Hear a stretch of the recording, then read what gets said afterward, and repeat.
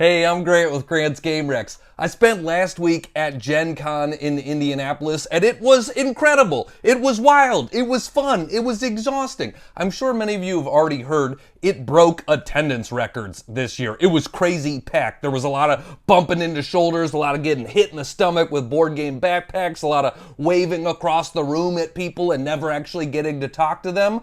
And more than that, there was a lot of great games. There were so many games at Gen Con, and I'm going to run through the best ones that I saw. Now, I will say, I do these sort of recap videos after every big convention. GAMA Expo, Origins, PAX Unplugged, Gen Con, and so I want to talk about different games after each of those conventions, so you won't see things that I've included on those other videos. And in fact, a lot of the games that were sort of the hits of Gen Con, the ones that people were rushing towards, I already talked about those as being my best games at GAMA Expo, so I feel pretty justified. I feel like I got good taste now. I saw them, I thought they were cool, I thought other people would think they were cool, and I was kind of right.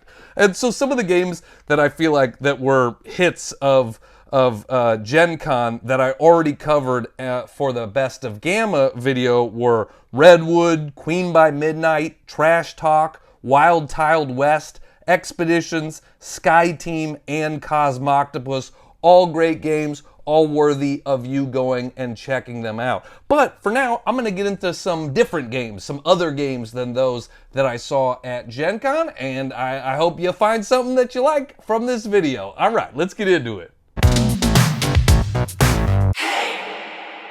For sure, the biggest hit of Gen Con was Disney Lorcana from Ravensburger, but it actually wasn't the best TCG that I saw there at the convention. Now, before I move on, I will say I really am happy that Lorcana exists because it's a great entry point into the tradable card game genre. It's a lot easier to pick up than something like Magic the Gathering, and the artwork and all the Disney characters are really great, so I think it's gonna bring a lot of people to gaming. And it is a fun game, you're playing cards down, you're using them to go after your opponent. Very standard stuff for a TCG, but it is pretty light. There's not like a ton of depth of strategy, but there is different things to explore with combinations of cards, and so I did genuinely like it. But I saw this other TCG. I got to go to this sort of private preview meeting of Altered from Equinox and Asmodee, and I really loved this game. And I'm not a huge TCG guy because, a lot of them are more of a lifestyle than a game, and I just, can't keep up. I can't spend all my money on one game, one TCG.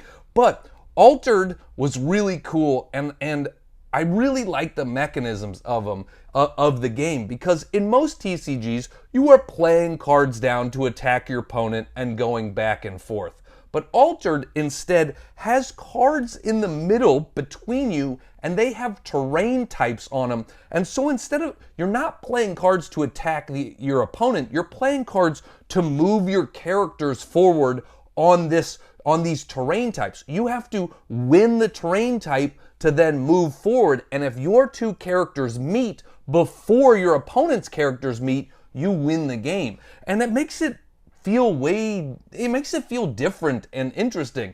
But probably the coolest thing about Altered is when you play a card, after you play it, a couple of cards can go into your memory, and then you can play them again from your memory later in the game. It's a really interesting system where you can play a card twice in the game, and it's really fun and cool. The artwork is awesome. It looks really good on the table. They have this whole cool plan for, the back end, the marketplace that they have, how they're gonna release it. They're doing some unique things, but I'm mostly interested just in how the game plays. Is the game good or not? And I think Altered is really fun and is going to be a great addition to the TCG genre. It's coming to Kickstarter or one of the, it might be GameFound, I can't remember. It's coming to a crowdfunding platform in early 2024, so it's definitely worth checking out. The best two-player game I saw was Kelp from Wonderbow Games. This is an asymmetric two-player game where one person plays as an octopus and the other plays as the shark trying to hunt the octopus. And it's really interesting in how it works because one player, there are basically tiles and the shark player can't see the tiles, and your octopus character is on one of the tiles. So you are moving around, you're trying to stay hidden, you're trying to outsmart your opponent where you're doing stuff. You can add new tiles to the game that are traps for the shark. And then the shark is playing an entirely different game where they're using dice to swim around. They're pulling dice from the bag to then try to, they want to draw an attack dice so they can attack and try to find where the octopus is. I don't know, it's really cool. It plays in like 45 to 60 minutes. It will be coming to Kickstarter this fall and then coming out next year. So if you like asymmetric two-player games, it's one I only had a chance to play it once, and I want to play it again because I want to play it as the other character. I want to explore all of the things that this game has to explore, because just playing it once I was like, oh man, there's a lot of depth here. There's a lot of interesting strategy. There's some push your luck. There's just, you know, it's like, ooh, how can you place your octopus person and make them think you're over here, but actually you're over here? And there's, you know, there's gambling where you can do cool things if you reveal some tiles. And so you're like, do I want to reveal some, give them information and do this cool thing? Or am I giving myself away? It's just, yeah, it's a really good two-player game that I think is worth checking out, and it looks cool on the table too. You know, and it's got a little shark that swims around. You know, the shark's always moving. Sharks got to keep moving or they die, and sharks don't want to die, they want to live, so they got to squiggle. The most innovative game I saw was the Arkham Asylum Files Panic in Gotham City. There was a long time where I was like, I don't want to play board games with apps, right? I play board games to get away from technology. I want something on the table. But I've lessened on that stance in the last few years because there are games that are doing really cool things with apps and using apps to build narratives and build worlds and make the game more immersive. And that is what Panic in Gotham City is doing. It is an augmented reality board game. And so there is, at its core, it's sort of like a puzzle solving game, an escape room style game. It plays 1 to 6 players and it's got 7 chapters in it, and each of those chapters is going to take about an hour. But there's all this, you know, there's a lot of physical stuff. So, right, that's one of the reasons I didn't want app-assisted games when I first heard of them, was that I was like, I want physical stuff. Well, there is like a ton of actual cardboard and physical components in this game. But the augmented reality is so cool and immersive and helps like push the story forward. So you do things like, there are buildings on the board and you'll be looking at it through this app, and the app writes graffiti on the buildings. It puts buildings there that aren't even there on the board, and you can't tell the difference. The augmented reality is so good in this, like you can't even see it. Like there will be a helicopter flying around the city, and if you put the app closer to it, the helicopter gets louder. The sounds of the helicopter gets louder. I mean, all of those things just make it crazy immersive. And so in the game, you're basically trying to figure out, you're in Batman's universe, and there's a new threat in town, and it's up to you to solve the mystery and save the day. And so you are going to be doing different escape room puzzly type of stuff to then figure out clues and use those clues to push the story forward. But, there was one thing where, like, I put down all of these little pieces, and you're like, oh, you're just trying to figure out the puzzle of these pieces. But then you use the augmented reality, and there are people on all of those pieces, and one of the, pieces is empty, and who was that missing? Is that a clue? Just stuff like that. It just, man, it makes it feel super, super cool and unique and interesting. It's definitely a very large box, so, know that going into it. You're gonna have this huge box, but man, it is a unique experience when it comes to the world of tabletop games. It's one that, like, I want to play it more, and I want to bring other people. Like, yes, you can play it solo. I don't want to play this solo because I want other people to experience it, because I feel like it's a thing that we're all going to talk about for a long time. It's a thing where you're going to be like, man, remember that thing in that game? That was so cool. It's going to be like a bonding moment between friends, just in its, like, coolness and uniqueness. So it's just super innovative. Check it out. If you like augmented reality and you like augmented reality done well, this game does it well for sure. The best cooperative game I saw was Skyrockets from Floodgate Games. So last year, Floodgate released a game called Kites that I really liked. I put it on my top cooperative games of the year, and it's one of my most played games from last year just because it's really quick, it's energetic, it's fun, it's unique, everybody really likes it. And in Kites, you are playing cards that are associated with different colored sand timers, and you're all flipping over sand timers, making sure none of them run out, trying to run through the deck of cards to win the game. And it's very talky, everybody's like, hey, can you do this color? I gotta do this color, we're gonna do this. And so it's just, I love the energy of Kites. Well, Skyrockets is Kites, but with missions. So imagine, like, mixing Kites and then the missions of the crew or something like that, where you have to accomplish objectives, and there are a bunch of different objectives you can accomplish, and some of them are more difficult, and it scales like that. And so it's almost like they were like, hey, Kites, Kites is a family game. Kites is easy for anybody to get into. We heard you gamers, it's not hard enough for you. You want a more difficult version of Kites? Well, here you go. Skyrockets has those gamer challenges in it. It's like they took Kites and gameried it, That's not a word at all. There is no gameried, but, I'm starting it here. So, take that out in the world and we can all get it going together. Oh, is this like Uno but gameried? That's a thing now, okay? Yeah, it'll never catch on. I should stop trying. But Skyrockets, really cool game. It's still got those sand timers, right? So you're still playing cards, flipping sand timers, but now you have more of a reason to do it than just we're trying not to let them run out. You're trying to do them in certain orders. You're trying to get certain people to do certain things. So yeah, I'm excited for Skyrockets because I love Kites, and now there's some new challenges with it.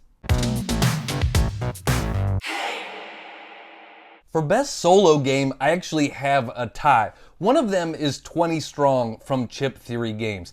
Chip Theory is known for, big, expansive games, creating worlds. There's a lot of components, they're long play times, the production value is crazy cool. But, they are very big, and so sometimes hard to get to the table because they're complex and the play time is long. Well, 20 Strong distills some of their other games down to basically just cards and dice and a 30-minute playtime. So I'm really excited about it for that reason, because they've got 20 Strong Too Many Bones, they've got 20 Strong Hoplomachus Victorium, and then they also have one called Solar Sentinels, which is like kind of just a space theme, not based on one of their other games.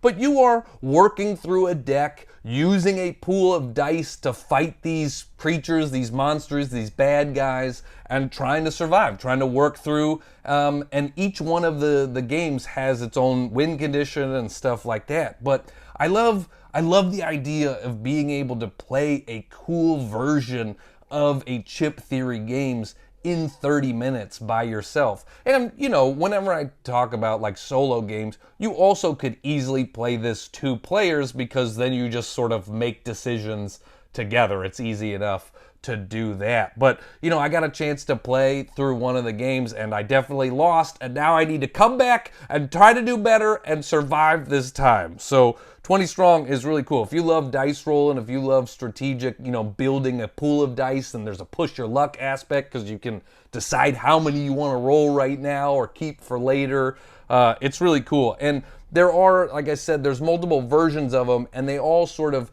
use the same overarching game system, but then each game has its own unique set of rules and things that go along with it. And then the other one that I really liked for a solo game was Isla and Something Shiny from North Star Games.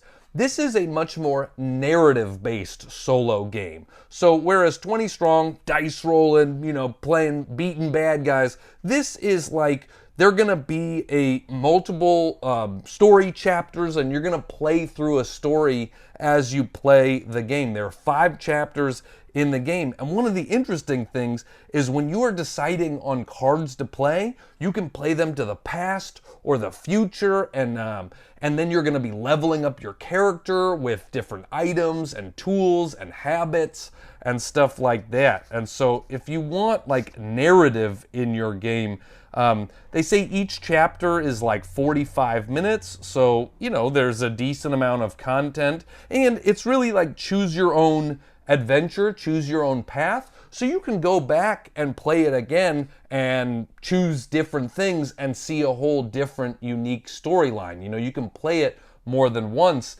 because there's a lot of content you won't see when you're picking your story the first time, when you're picking your actions and choices.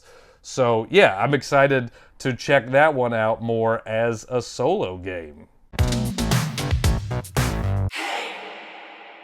The best party game I saw was CDSK from Randolph and Hachette. This is a trivia game, but I love where we're going with trivia games because we're making them much more inclusive. Like Trivial Pursuit was like, you don't know this? Well, too bad. You lose. You're dumb. Learn more stuff. But now there's a lot of trivia games where it's like, you don't just have to know the answer. There's other ways to do it. Wits and Wagers is one of the best games at that. Well, CDSK also does that because what happens is you reveal a card and there's a category on it, and there are questions in increasing difficulty from 1 to 10 on the card. And so if you, when a category first comes up, you can go, how much do I know about this category? This is Famous Pigs. I don't know any famous pigs, I know Babe from the movie Babe, and that's it. So maybe I'm going to say 2. I'm going to say 2. Where if it came up like World Cups, I would be like, oh, I know everything about World Cups, man. I'm saying 9 on this one. And so the amount of the difficulty of questions moves you forward that many spots on the board if you are correct. And so there's really you have to be honest with yourself where you're like, how well do I actually know this sort of thing, Also, Famous Pigs is just something I made up in the moment right now. That's not one of the cards I saw or anything like that. So don't be like, I know everything about Famous Pigs. I'm going to be great at this game. That's not in the game. So if you're curious, CDSK, the reason why it's called CDSK is there are 4 categories: curious, delightful, seasoned, knowledge. And so that's why they call it that, even though that name means nothing to anybody. CDSK. It sounds like a fancy clothing brand. Ooh, I'm gonna go. I want to walk the runway with this board game. Ooh, I've got my scarf on and my copy of CDSK. So yeah, if you like trivia games, then check it out. The best small box game I saw was Stool Pigeon from Barrel Aged Games. I love card games that feel like classic other games because I think it's a really good entry point for bringing people into the world of modern board games, right? A lot of people grew up playing hearts and bridge and poker and all these other types of card games. Well, games that are sort of reminiscent of that are great ways to be like, hey, yeah, you played that, try this, and then also now check out this whole world of board games, and I'm always looking for games that can help bring new people into the hobby because I play with a lot of non-gamers. And Stool Pigeon feels like the classic card game golf. I played golf a lot when I was a kid, and there are various names for this game, so maybe you called it something different. It's where you have multiple cards and you flip them over, and then you can get rid of some cards, but you have to remember where's what, and you're trying to have the lowest value of cards by the end of the round to win that round. Me and my sister played it a lot when we were kids. Well, Stool Pigeon feels like golf, but with way more player interaction. There is opportunities to screw over other people. There's opportunities to steal the cards that are in front of them, to give them a card in front of you. And there are also a bunch of special ability cards. That's what makes it different than just like a 52 card deck, right? There are cards where you play where it allows you to peek at another card or swap 2 cards or, add a card to somebody else's area, that sort of thing. So if you like, the classic card game golf or whatever you called it, but you want a little more sort of screw over energy, a little bit more random chaos in it, Stool Pigeon is great for that. And it plays really quickly. It's one of those things where if you play one hand of it is going to take 10 minutes, and so play as many hands, as many rounds as you want to. But I love the fun pigeon artwork in it and stuff too. Looks really cool on the table, and it's just reminiscent of a classic card game. The best big box strategy game I saw was Harvest from Keymaster Games, which comes to Kickstarter or other crowdfunding platform at the end of August, later this month, so make sure to check it out. I love the combination of cute artwork and very tight, thinky turns.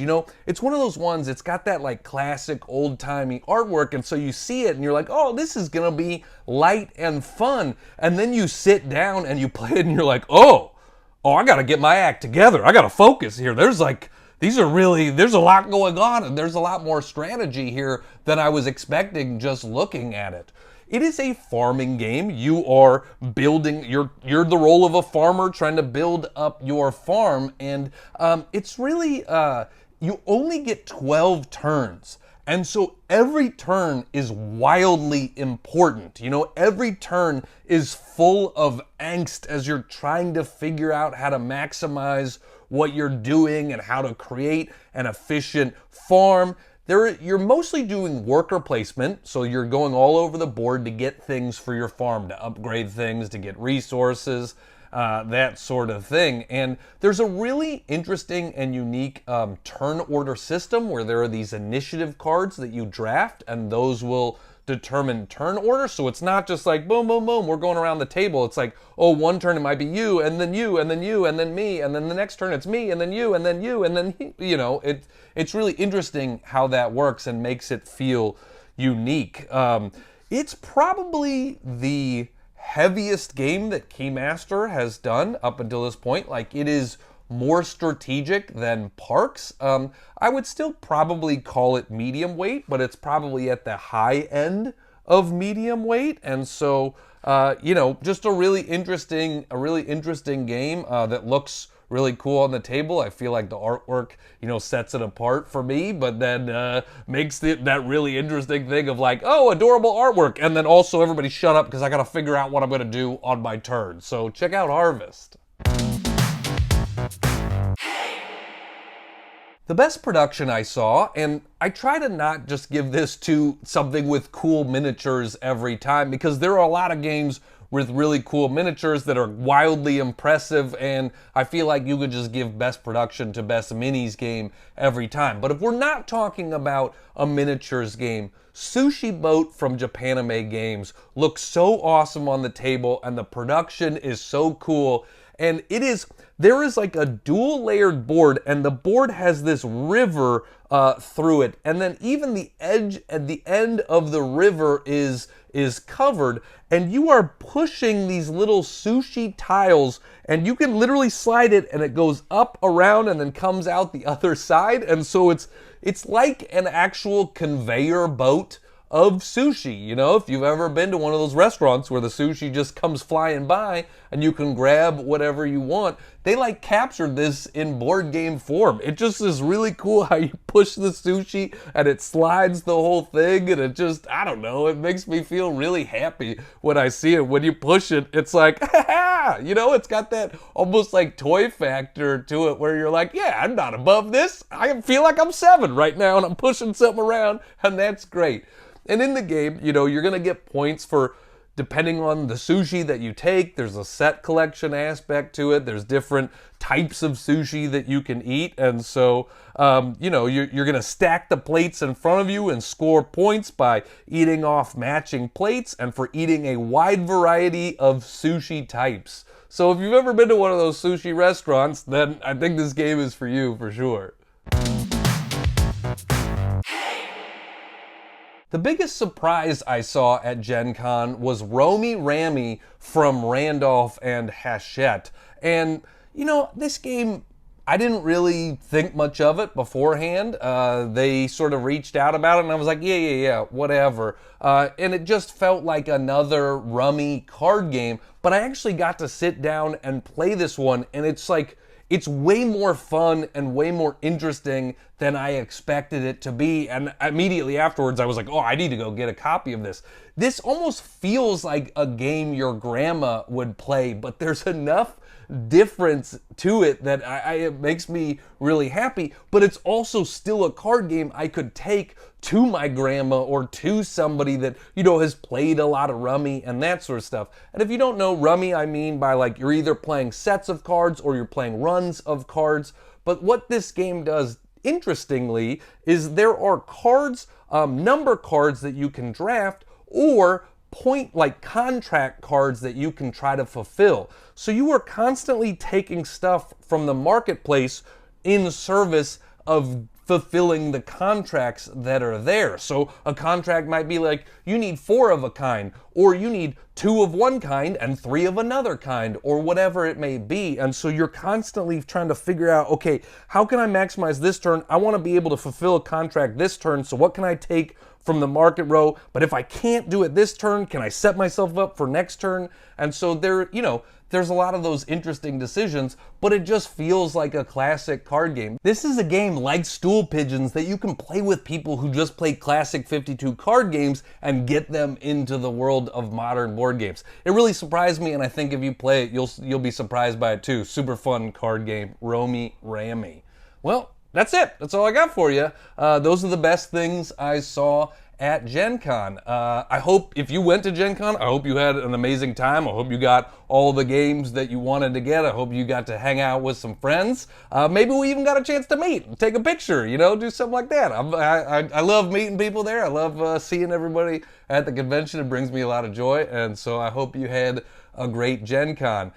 You can always follow me on other stuff. You know, I'm on TikTok, Instagram under Grant's Game Rex. I have a Patreon, patreon.com/Grant's Game Rex. I will be at the World Series of Board Gaming in September doing my board game comedy show and playing games. So if you want to go to the World Series of Board Gaming, I actually have a discount code. I'll put it in the description of this video. So if you want to get tickets, use that discount code and you can get some, you know, you get a discount. That's why it's called a discount code, because it gives you a discount. So thanks so much, everybody. Hope you had a great Gen Con, and I will see you soon.